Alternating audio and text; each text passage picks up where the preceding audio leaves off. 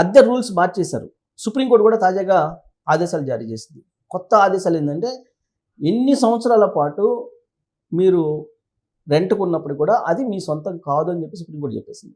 గతంలో 11 ఇయర్స్ పైగా కంటిన్యూగా కనుక ఉంటే అది రైట్ కింద కొంతమంది భావించేవాళ్ళు, కోర్టులో వేసేవాళ్ళు.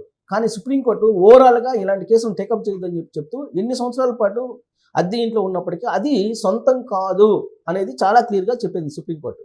ఇదొక మార్పు. అలాగే అద్దె ఇల్లు ఇచ్చేటప్పుడు కానీ లేదా అద్దె ఇల్లు తీసుకునేటప్పుడు కానీ అటు ఓనర్కి ఇటు అద్దెదాడికి ఇద్దరికి మధ్య ఖచ్చితంగా అగ్రిమెంట్ అనేది ఉండాలి. ఈ అగ్రిమెంట్ ఉంటేనే రాబోయేటువంటి రోజుల్లో మీరు అద్దెకి ఇవ్వండి అని చెప్పి చెప్తూ ఉన్నారు. సో ఇది ఇంప్లిమెంట్ చేయాలి. ఇంప్లిమెంట్ చేయకపోతే కనుక డెఫినెట్గా ఆయా రాష్ట్ర ప్రభుత్వాలని బాధ్యులుగా చేయడానికి కోర్టులు కూడా సిద్ధమవుతున్నాయి.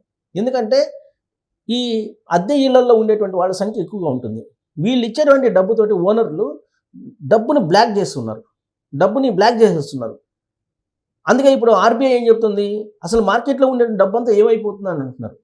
లిక్విడ్ అమౌంట్ తగ్గిపోతుంది. ఆ లిక్విడ్ అమౌంట్ ఎక్కడికి అయిపోతుందో బ్లాక్ చేస్తున్నారు ఓనర్స్. వాళ్ళు బ్లాక్ చేసేసి వాళ్ళు బంగారం మీద పెట్టుబడి పెట్టి దాన్ని ఏదో ఒక రకంగా చేయటమో చేస్తూ ఉన్నారు. అయితే ఇక్కడ టెనెంట్ యాక్ట్ అనేది ఒకటి ఉంది. ఈ టెనెంట్ యాక్ట్ ఇంప్లిమెంట్ కావట్లేదు. అందుకే ఇప్పుడు అమెరికా న్యూయార్క్లో ఉండేటువంటి మొన్న గెలిచారు న్యూయార్క్ మేయర్గా జహ్రాన్. న్యూయార్క్ మేయర్గా గెలిచినటువంటి జహ్రాన్ పెట్టినటువంటి స్లోగన్ ఏంటంటే రెంటల్ యాక్ట్ ఇంప్లిమెంట్ చేస్తాను, 100% ఇంప్లిమెంట్ చేస్తానని చెప్పి హామీ ఇచ్చాడు. అందుకే న్యూయార్క్లో మేయర్గా ఆయన గెలిచాడు.